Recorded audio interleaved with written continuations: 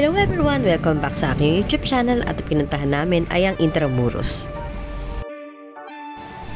Intramuros is a historic walled city within Metro Manila, served as the political, religious, and military center during the Spanish era, built in late 1500s. This place is similar sa Vigan City kung saan makikita nyo yung mga lumang structures during nung Spanish era pa. This place is also a famous tourist spot here in Manila.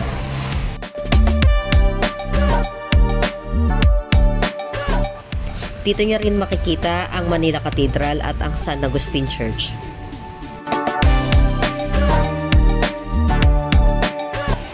Meron din palang mga ganitong kalesa na pwede nyong sakyan para umikot dito sa lugar. Ito naman yung San Agustin Church, meron siyang katabi na museum.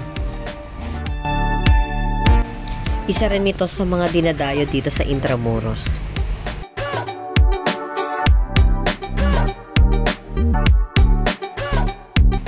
Katabi ng San Agustin Church ay itong Casa Manila. Dito nyo rin makikita yung isa sa mga famous spot na picturean.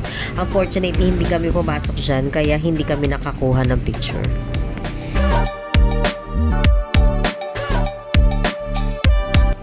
Merong mga nagtitinda dun sa may tapat ng San Agustin Church.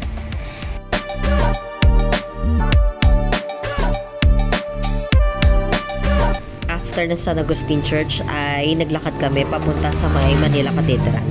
Along the way ay madadaanan nyo itong park na to.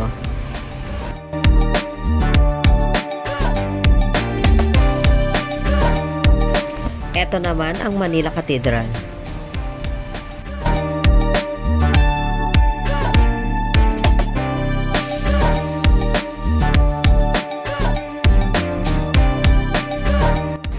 Ganito yung itsura ng altar niya sa loob.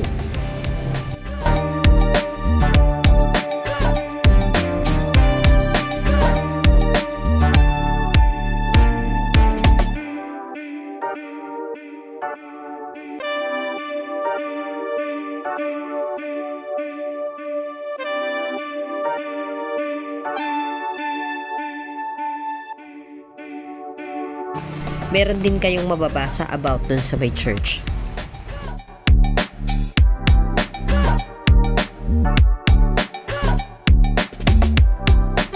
Ito naman ang Palasyo del Gobernador. Dito nagpapasa ng Certificate of Candidacy.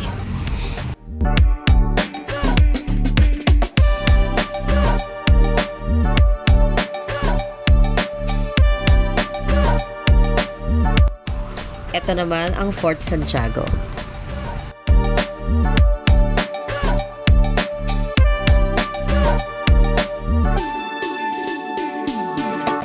Meron din ganitong pwede nyo sakyan.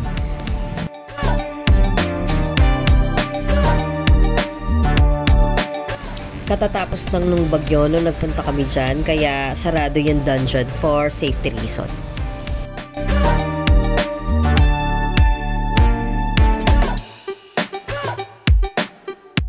Ito naman yung entrance fee, meron ding discount pag student.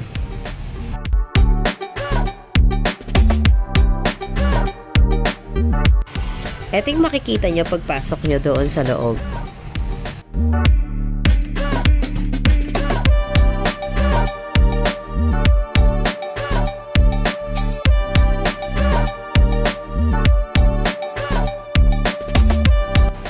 Ito yung Baluartillo de San Francisco Javier.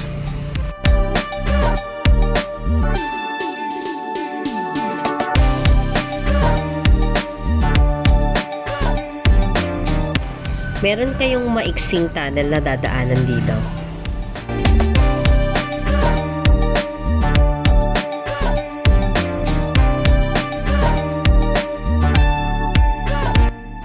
Pagdating doon sa may dulo ng tunnel ay ito yung makikita ninyo.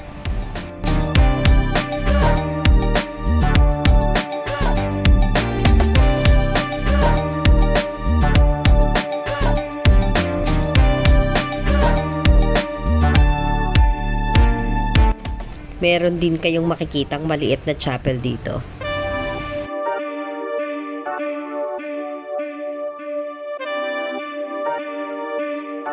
Sa gilid ng chapel ay may makikita kayong hagdanan. Pag inakyat nyo ay ito ang makikita nyo dito sa may taas.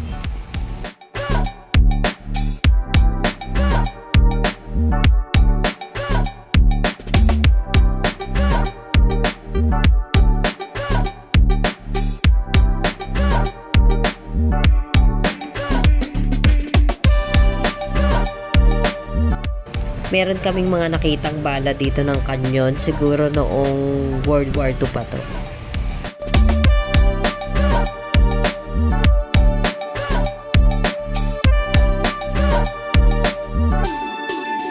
Bukod dun sa mga historical value na makikita nyo dito, ay maganda talaga yung itsura ng park.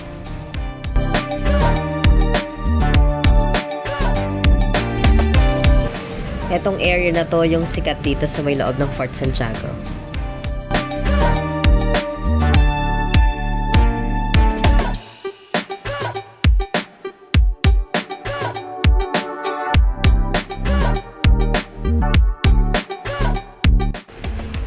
Ito yung pinaka-famous picture spot dito sa area na to.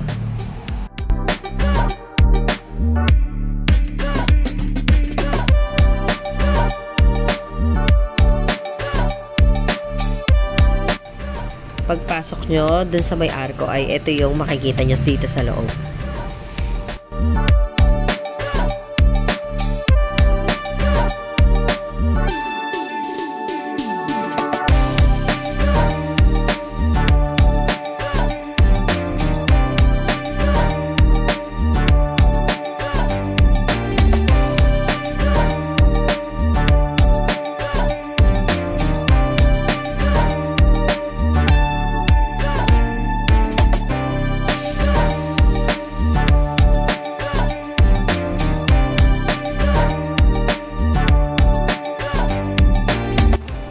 Ito naman yung Raha Sulaiman Theater Ruins.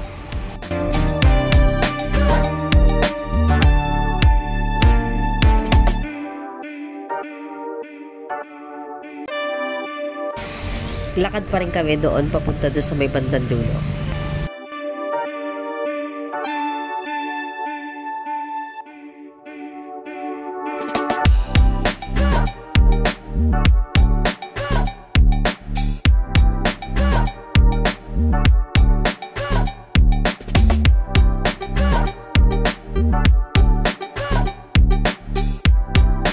Ito naman ang Baluarte de Santa Barbara.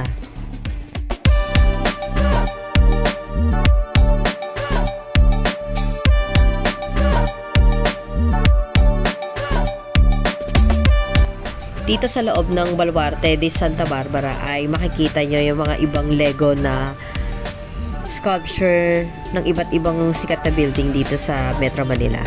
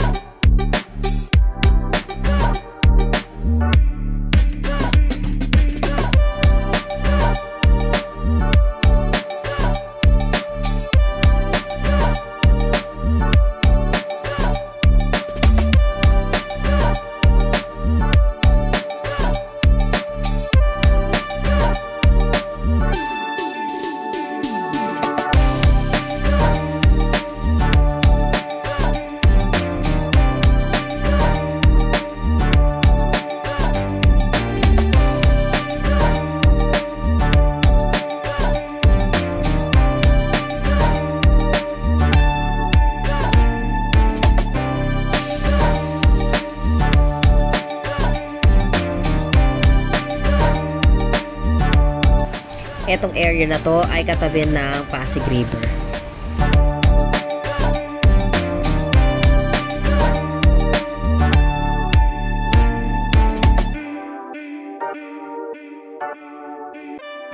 Ito naman yun doon sa may bandang taas na katabi pa rin yan ng Pasig River.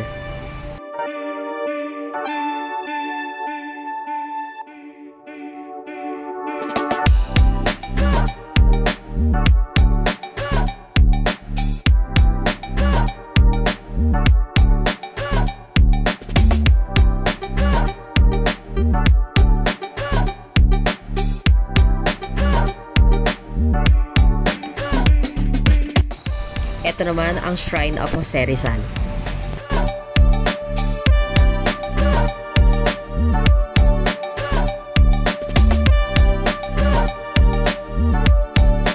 Dito sa loob ay may makikita kayong maliit na museum ni Rizal. Dun sa may museum ay bawal kumuha ng pictures and video.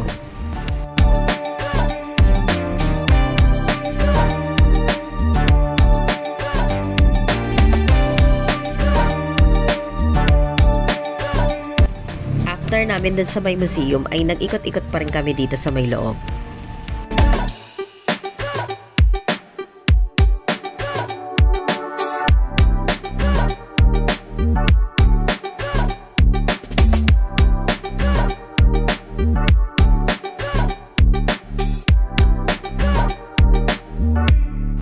Isa talaga sa magandang pasyalan itong Intramuros. I suggest pumunta kayo dito ng pa-sunset na para hindi rin mainit.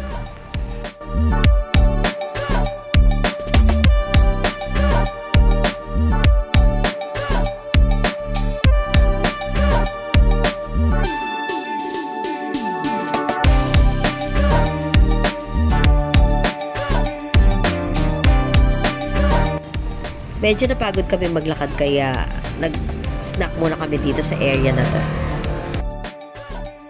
Nais kong malaman ang puso kong ito'y nararamdaman sa'yo. Thank you for watching. Please subscribe to my channel.